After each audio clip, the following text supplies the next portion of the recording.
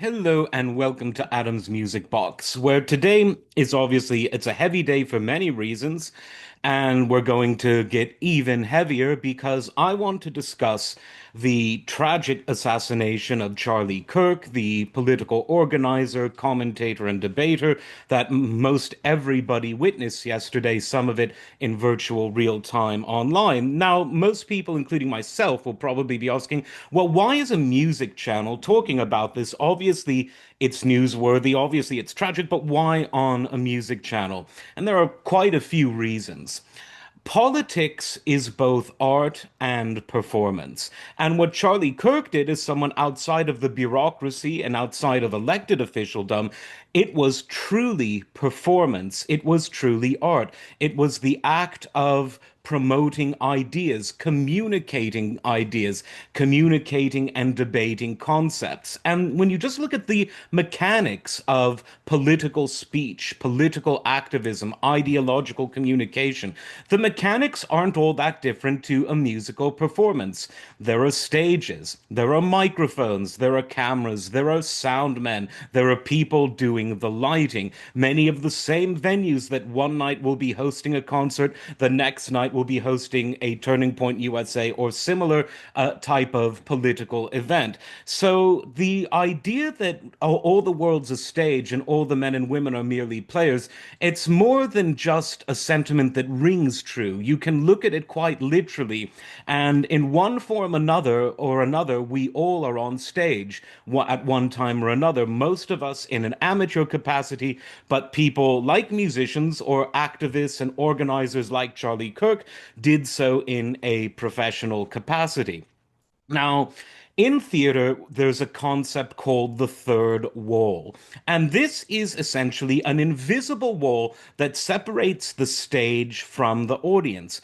And this metaphorical reality, if you'll allow me to use that, it achieves quite a few things. It allows people on stage to feel safe, in safe in the exhibition of behavior that they wouldn't necessarily feel safe or relaxed in otherwise. They can scream, they can cry, they can jump up and down, they can dress in outrageous costumes, things that might get them dirty looks or even a punch if they were to walk down the street. I mean, even the physicality that we exhibit when we play musical instruments, whether it's someone like Keith Moon all around a drum set, or guitar players smashing their instruments, or a classical pianist taken so with the music, eyes closed, and just, gesticulating madly but beautifully at the same time. These are all things that are largely made possible because of the safety of the third wall. It's a place where musician or performer, speaker, politician, whoever it is on that stage, can interact with the audience in a manner that's passive, because direct active interaction is something where there is direct communication between audience and performer. There could be physical interaction, and there's all sorts of sort of performance art types of things where that exists. But traditionally, whether in music or in dramatic theater or in stand-up comedy or in politics, that third wall allows for passive interaction, where the interaction takes place at a cognitive level, at a visceral level, rather than one that is physical and directly sensorial. And that also makes the audience feel safe. It makes them feel safe in the sense that they can pass judgment without having to communicate it, because the judgment is what in their mind determines whether they are happy, sad, excited, bored, infuriated, or inspired by whatever stimuli they are receiving from the other end of that third wall. And I'll give you a perfect example: an illusion show, magic shows in the performance sense. Now, magic shows, much like other forms of entertainment, but in a much more acute sense, they force us to suspend belief. Now, that doesn't mean an active disbelief in the reality we know is being manipulated by performance artists, by magicians. No, what it means is that we are allowing ourselves consciously to say, right, I know that people can't fly. I know that a man can't lift a bus, but I'm going to suspend that logic, that belief in logic, let's call it, and allow myself, for the purposes of of amusement and entertainment, I'm going to allow myself to believe that these clearly fake things, that these illusions are real. And I'll give you one very specific example. We all know about the illusion where the magician cuts the woman in half with a saw and then puts her back together by waving the magic wand, saying abracadabra. One of the most well-known magic tricks in the world. Now, when the magician starts cutting the woman up, people might gasp because it's something that visually is stark, but they're not screaming and crying and asking for a doctor and restraining the madman with a saw, because while they have suspended belief, they have not suspended their ability to recognize the difference between reality and fiction. And that's why people are entertained by that when it's a magic show, where if someone was actually sawing someone in half in the middle of the street, it would be a calamity, and good Samaritans would rush in and people would scream and all of that type of thing. Again, the power of the third wall. It allows us to suspend our various emotional projections in order to enjoy and benefit from certain kinds of stimuli. And so, taking the magic metaphor a bit further, that trick with sawing the woman in half, Siegfried and Roy performed that, and people loved it. The third wall was there. But one night, during a Siegfried and Roy show, one of the tigers that was part of the act attacked Roy, and people were rightly horrified. At first, they didn't know if it was part of the show, but when certain cues were given that showed a panic that couldn't be acting, it couldn't be part of the show, the suspension of belief, that intentional, conscious suspension of belief, was immediately ended, and the genuine horror of a man being attacked by an animal, albeit an animal that didn't have malice, and we can go into that on another show, there was still horror. Now, imagine the type of horror one witnesses when one comes face to face with human malice that directly breaches the third wall. Now, that is the absolute horror that some people witnessed in person and most of us witnessed on video that happened yesterday.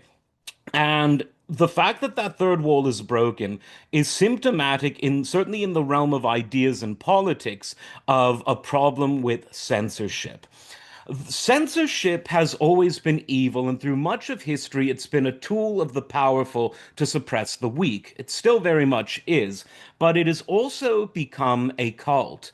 It is this cult of censorship where people who have been effectively brainwashed through a phenomenon called mass formation psychosis, they have been brainwashed to believe that it is their duty to enforce censorship any way they can. They'll try to shame people, they'll try to bankrupt people, and when they'll try to blackmail people, they'll try to intimidate people, and when this fails, they will turn violent. And yesterday, what we saw was deadly violence. Now, of course, this deadly act could have been perpetrated by a state, a foreign terror group. It could be perpetrated by a crazed individual, but it fomented, it festered, it metastasized in a culture where this cult of censorship has been allowed to supplant the peaceful ideas that are written in stone, written in the First Amendment, which say that anyone can say anything, and that's okay. You can enjoy it, you cannot enjoy it, you can walk away, or you can counter with your own expressions. The First Amendment, as a piece of sacred legislation, is the third wall as legislation. It is saying, look, when people are speaking, you might not like it, but there's a third wall between you and them, and that is called natural law, the rights derived from God. And as the founding fathers of the United States determined it, that protects people from the kind of viciousness that someone who suffers from a cognitive deficiency, or that a small uneducated child, or that a barbarian or a savage might try to perpetrate. A civilized society is one where there's an invisible third wall between all of us. It's why we can get angry at each other and disagree with one another without becoming violent, and it's why we can agree with each other without losing our minds to some sort of euphoric state, the way that, let's say, a savage might the first time they see a piece of electricity. So that is what we saw yesterday is the sad conclusion, the logical conclusion, when taken to its utmost and most gruesome extent, of the cult of censorship breaking the third wall. It's the idea that someone in the audience isn't there to passively interact with what is being said around him. It's that they must destroy an actual human life on the other side of that third wall because they have lost all of the civility that comes from acknowledging this First Amendment, this third wall, these related concepts. Now, today is 9/11, and in the context of 9/11 2001, that horrific incident, the great composer Karl-Heinz Stockhausen commented on it in terms that are eerily similar to the things that I think a lot of us are thinking about today in terms of the tragic assassination of Charlie Kirk, a man speaking freely, a man who assumed that the third wall would be there as it had been every just about, every time before. Now, Stockhausen said the following about the attacks on 9/11. What what happened there, of course, now all of you must adjust your brains. The biggest work of art there has ever been. He's referring to these attacks. That minds could achieve something in one act which we in music cannot even dream of, that people practice like crazy for 10 years, totally, fanatically for one concert and then die. This is the greatest possible work of art in the entire cosmos. He, of course, reiterated that it was a Luciferian work of art, the devil's art, because wherein an artistic performance where the third wall exists, nothing gets broken that all of the people participating in the art aren't aware will be broken. Let's say a piece of a set might come crashing down on the stage, someone's drum kit might explode, a guitar might be smashed, but everyone on stage know that it's being done on purpose, that it's being done in a controlled environment, and that it will never harm the people on the other side of that third wall. Stockhausen, in the full quote, goes on to absolutely decry and condemn the fact that innocent souls were, in his own words, sent immediately to heaven because of their involuntary participation in this display, this cosmic display of satanic art. Because when you look at things biblically, through the church, or philosophically, both God and the devil are artists. God's art was the creation of humanity. Satan's art is the destruction of humanity, but quite often it is not with a bang but a whimper, through manipulation, through temptation, through dishonesty. And so these two artists are constantly competing for our souls, for our attention, for our minds, for our flesh. And this battle is one that is and has been eternal. And when there is a third wall, it allows us to enjoy the fruits of creativity that I believe come from God. And when that third wall is broken, the evil and insane mischief of Satanism breaks through and destroys people for trying to, in their own way, whether you agree with them or disagree with them, express God's art, express the God given gift of expression to other people. And so, what is the moral of all of this beyond the obvious that taking a human life, an innocent human life, is the most evil thing that anyone could do?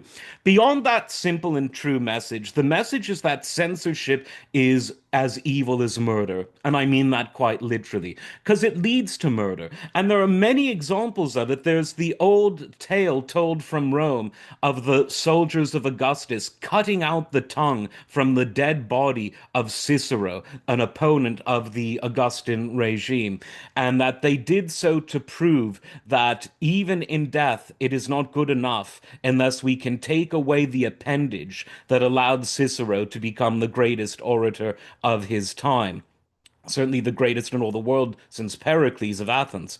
And today we're seeing the same thing. People, whether they're from any type of background, whether they're one point of view or another, they are being censored. And yes, we can argue about how the pendulum turns and that at certain times in history, the cult of censorship is sprung on one group more than the other. But all censorship is evil, and all censorship eventually leads to horrific things. Censorship is art. it is the devil's art. Free speech is the allowance of all of us to use our God-given talents to perhaps reach a level of art that we could consider anointed or considered truly blessed. But it's not for us to be the judges of that, even though Satan might make us think that we are fit to be such judges. Our judgment must be reserved for the discussions that happen on either side of that peaceful third wall. For that is our judgment. Anything beyond that is Luciferian judgment. And that is why I'm a free speech absolutist, always have been. People can say what they want, think what they want, believe what they want, but that third wall has got to be there. It's got to be peaceful at all times. And the only time it isn't is when the devil tricks people into thinking that they need to pound through that third wall, whether with their fist or a bullet or two aeroplanes and a bit of thermite. So that's my message today. God bless everyone and God bless Charlie Kirk's family. No one deserves that. I don't care what your political views are. That's indeed the third wall. All artists deserve to have their spotlight shown on them without having violence being meted against them. All I can say is take care. Bye bye.